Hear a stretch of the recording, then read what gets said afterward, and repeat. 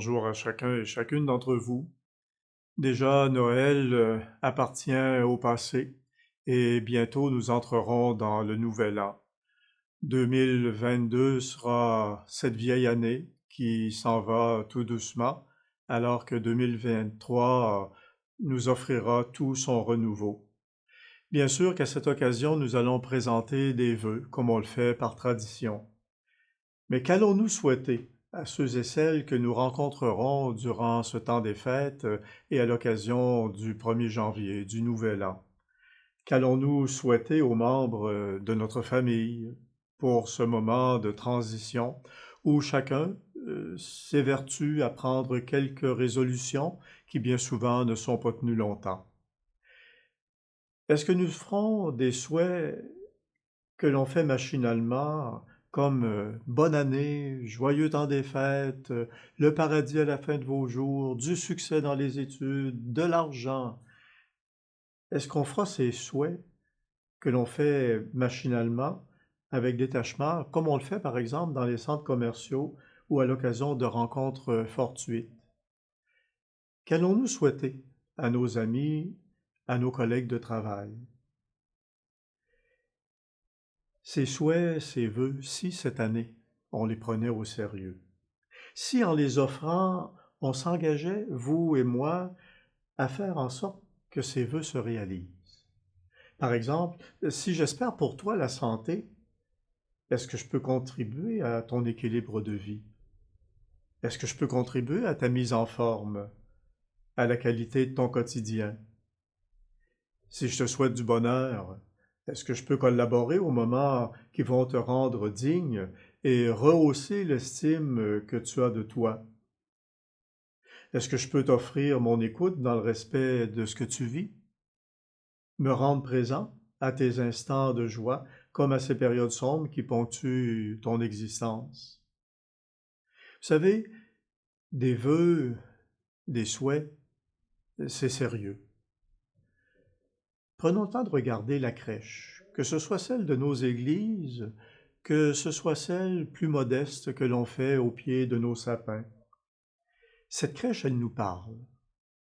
Elle nous parle d'abord de ce jeune couple, de ses parents qui, au bout d'un long voyage, loin de chez eux, loin de Nazareth, parvenus à la ville de Bethléem, vont mettre au monde Dieu parmi nous, loin du cocon familial, loin de la parenté.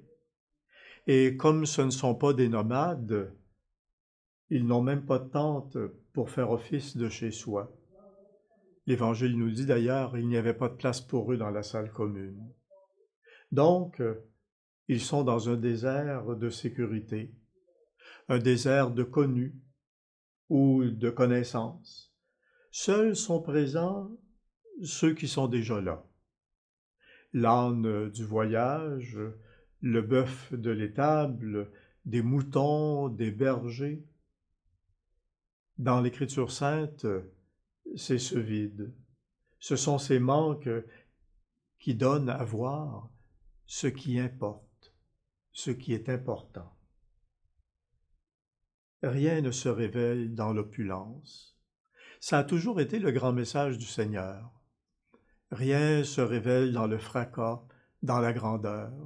C'est toujours dans la fragilité qu'il nous fait signe.